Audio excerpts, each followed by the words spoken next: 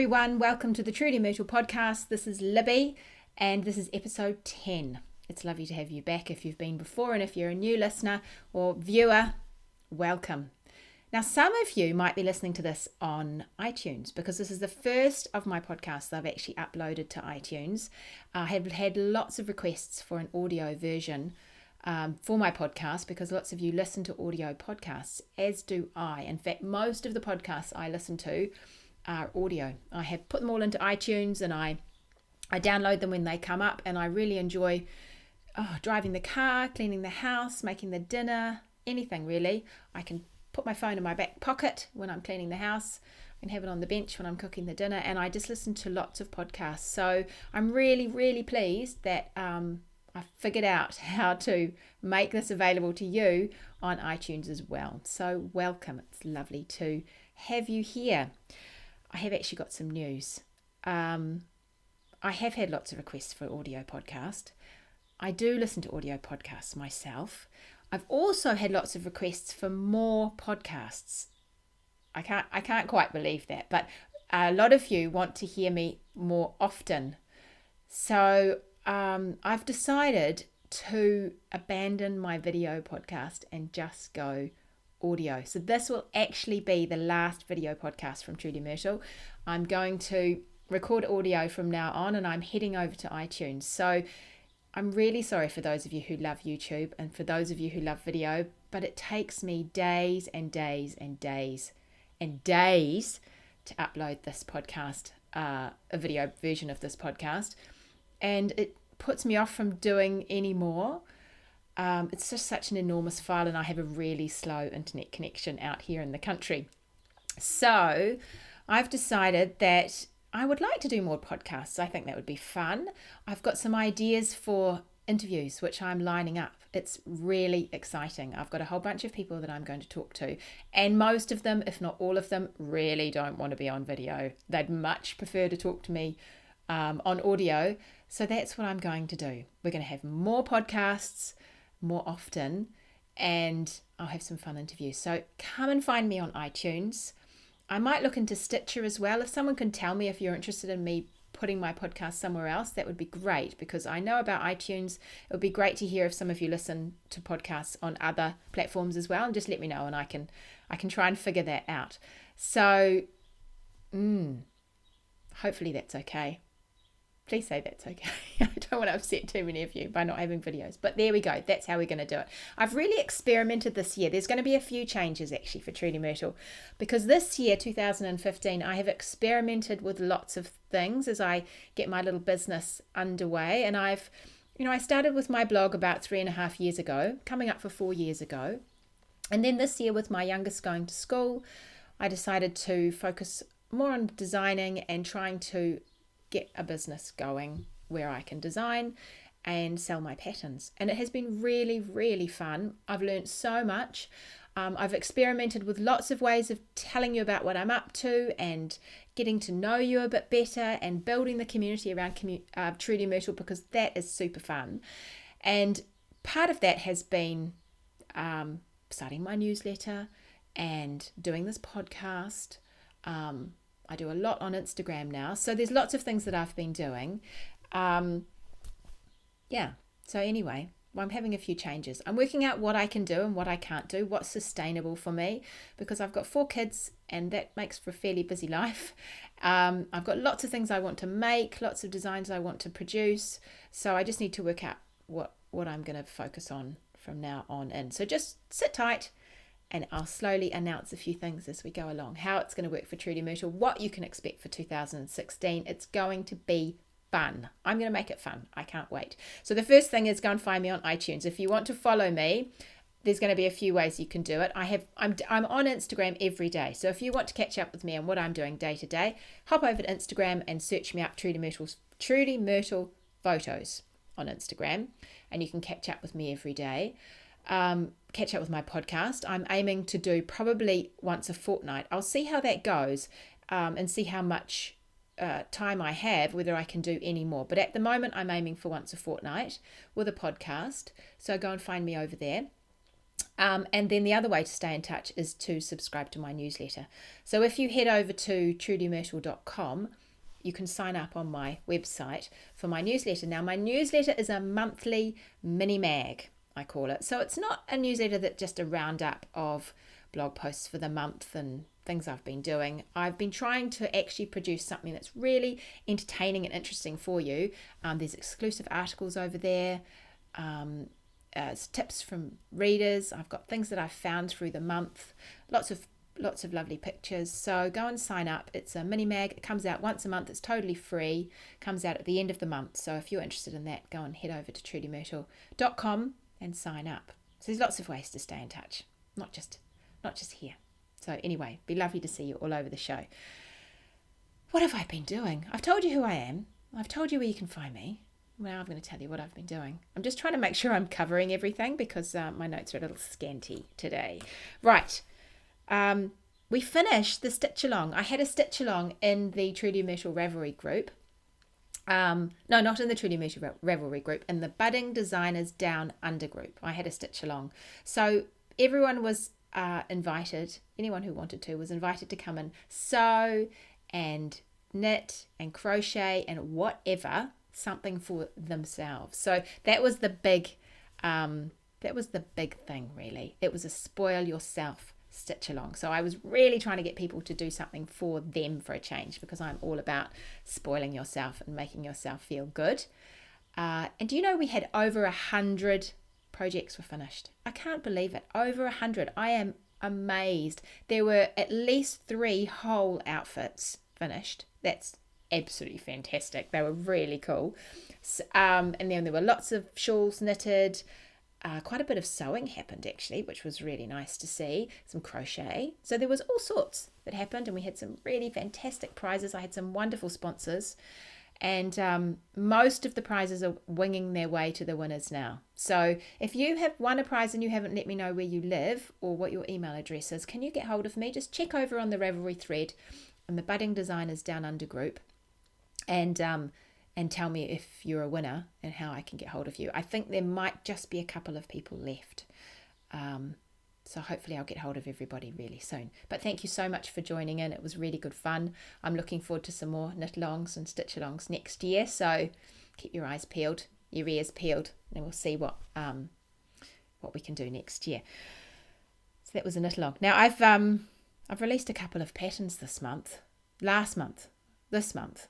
I've released a couple of patterns recently. I lose track of all the time. The first one I did, I think I talked about a little bit on my last podcast. So it's my darling Dotty shawl.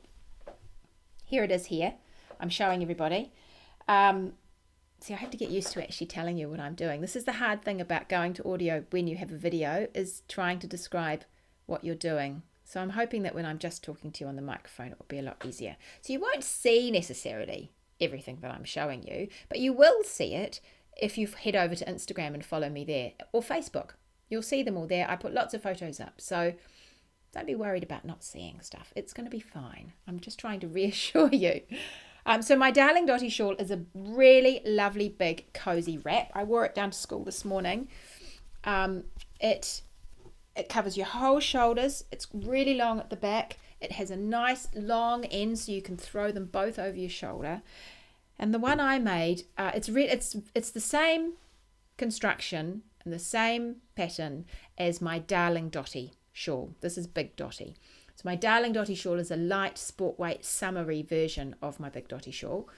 And this is a DK weight, uses about 1,000 meters of DK weight. I used a heritage merino from a New Zealand company called Skeins. It's absolutely beautiful. It smells of sheep. It's a real stone colour. It's called Clifford Stone. And it's actually made from rogue merinos that escaped on Stewart Island in the very, very bottom of New Zealand. So they've gathered a flock of those sheep that escaped many years ago. Apparently, I wrote about it on my blog when I released the pattern. But apparently they used to leave merino sheep on random islands and I suppose random beaches in New Zealand many years ago when white people were first arriving here, Europeans were arriving, and they'd leave sheep. Either the farmers would leave sheep behind when they moved, or they would actually leave sheep there so they'd provide food for people that came later. So I thought that was quite ingenious, really. There were no shops after all. Anyways, these sheep are from Stewart Island. Some of them have been saved. So they've all sort of morphed off into another version of merino that offers something special. So this particular flock is actually from Canterbury in the South Island, but they are those Stewart Island runaway sheep. So it's a beautiful stone colour. It's called Clifford Stone. And I love it. I love this darling Dotty. It's got this all over Dotty pattern, which is just a nice little bit of texture with eyelet increases. And at the bottom, I've got a few rows of great, big, gorgeous bobbles. Not everyone's a fan of a bobble, but I really am a fan of a bobble. I love a bobble because I love dots and spots. And so anyway, the bobbles at the bottom, they just give a nice weightiness to the bottom of the shawl. And finish it off really well, I think. So I really like this. It's as warm as a jumper. It's as warm. Yeah, it's so lovely. I can wear it thrown over my shoulders, chucked up over on the side. So I'm really pleased with it. It's available on Ravelry now. I had another pattern that I released as well, which is my Aoraki hat. Aoraki is the tallest mountain in New Zealand. This is a nice, cozy, all over textured hat, knitted in the most divine, I'll tuck my fringe away when I pop it on, yarn from Outlaw Yarn. So it's all over texture with garter and cable bands, and then it has this gorgeous little slouch at the back, so it drops really nicely, a garter brim, and then it's finished off with a nice big fat pom-pom at the end. I really love this hat. It's kind of it's a nice cozy hat. It's quite cute. So you can find that on Ravelry as well. I used Outlaw Yarn for this one. I love Outlaw Yarn. I've talked a lot about Outlaw Yarn. It's a New Zealand wool. This is actually alpaca and merino blend, so it's super duper soft. And mine is in this beautiful pinky creamy colour with a big cool charcoal pom-pom. Earlier this year, I knitted a cardigan with this wool. So this was left over, and it's so soft. It's just so soft and cushy and delicious. I love it. I really recommend everyone make themselves something out of this Vanitas DK from Outlaw Yarn because it's so scrummy. So those are my two new patterns. You can find them both on Ravelry now. So they're there. So I've got a couple of hat patterns to choose from. That's the latest one. And I've got lots of shawls. And Big Dotty is the latest one of those. So what else have I been doing? I've got another shawl on the needles, which I'll talk to you about when I get a little bit further ahead on that. It's from some more local yarn, which I'm really enjoying, an alpaca from Gumtree Gully in New Zealand. But the other thing that I've been doing is a bit of tidying. I've given myself a few days off this week because I was getting a bit tired and I thought it was about time I had a break. And for a long time, I've been looking at the state of my house and thinking someone should probably do something about that because it was getting to be a bit of a mess. And I have been working really hard all year and I haven't done an awful lot of tidying or sorting. So the house is looking a bit like a bomb site. And, there are 5 other people that live in this house and a dog. So it's pretty messy, actually. And I'm not that keen on mess. I don't want to live in a show home, but I work much better in a clean, I work better in a tidy environment. It doesn't have to be clean, although I do like things to be clean, smell fresh, smell clean. But, sometimes I spend all my time tidying and then there's no time to actually clean. Do you do that? I do that all the time. So I've been looking at the mess. I've been thinking someone should do something about it. I'm realizing that probably it bothers me the most and I'm the one who's going to do it. So I've decided to do it. So anyway, that realization that I actually was going to do it, it's spring, I'm having some spring cleaning, coincided with getting a book from the library called The Life-Changing Magic of Tidying. Now, I have been on the waiting list for this book for a very long time. I like to borrow all my books at the library and I can work out if I want to buy them or not. I probably won't buy this one, but it's been really interesting. So you've probably heard about this book. I think everybody has heard about this book. If you haven't heard about this book, then here we go. I'll tell you a little bit about it. The Life-Changing Magic of Tidying by Marie Kondo. So apparently it is a simple, effective way to banish clutter forever. So I started reading this book. Everyone has been raving about it. Apparently it changes lives. I can kind of believe that if you got on top of all your clutter and got rid of all the junk in your house, that your life might feel a little bit changed. I can kind of believe that because you feel lighter, I think. I don't know, just a bit freer. And certainly when I have a big job to do, generally the first thing I do is clear my space. I'm constantly cleaning my little area that I'm sitting in now. I'm constantly rearranging things. Now, if you're looking behind me and you're watching me on video, you can see that I have a bit of a jumble of fabric. I haven't cleaned the fabric. I haven't sorted out the fabric. I have a jumble of fabric. Most of it I really like, so I'm probably not going to clean out too much of it. But the rest of my little area that you can't see if you're watching on video is blitzed. You wouldn't believe it. It's blitzed. I've been really having a good old sort and a throwaway. So I started reading the book. She talks about how you can change your life, which I can kind of see that might be true. She does say in the book, it's a Japanese woman. It's been translated from Japanese. So, I'm a white New Zealand woman. I might have a slightly different take on it, perhaps, than some other people. But anyway, she does say that if you declutter once properly with her method, you'll never have to do it again. And I totally don't believe that. I totally think that just cannot be right. I really don't. Because I know that I can have the house looking kind of orderly and then everybody can come home from school and then it looks the same as it did before I tidied it. So I don't actually think that this means my life will be decluttered forever, ever. I'm absolutely positive it doesn't mean that, but it might give me a little bit of a breather for a while without having to pick up quite so much stuff. Who cares? I don't mind a little bit of stuff around. I don't mind having to do this every now and then. But I had to laugh at myself when I laugh at the book when I thought that maybe it would be once and once only. It's not going to be once only for me.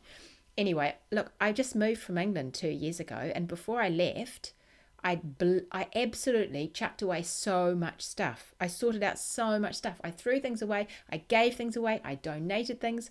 I just got rid of tons of our things. And it's only 2 years, and I'm feeling like I need to do it again. So, maybe you'll be luckier. Maybe you only have to do it once. Who knows? Anyway, what else did she say? So I'm reading the book. I haven't finished. I've read about a third, just a bit more than a third. So she talks about how there's this particular order in which to get rid of things, which is interesting. And I can see that might work if you weren't very good at getting rid of things. I'm actually not bad at getting rid of things. I'm probably kidding myself. I'm probably rubbish, but I like to kid myself. I'm actually not bad. So she says you should get rid of your own clothes. Well, clothes. I mean, I have to get rid of everybody's clothes, not just my clothes. I actually just donated 2 garbage bags worth of clothes to the local Salvation Army from 2 children, 2 of my girls, 2 big black sacks.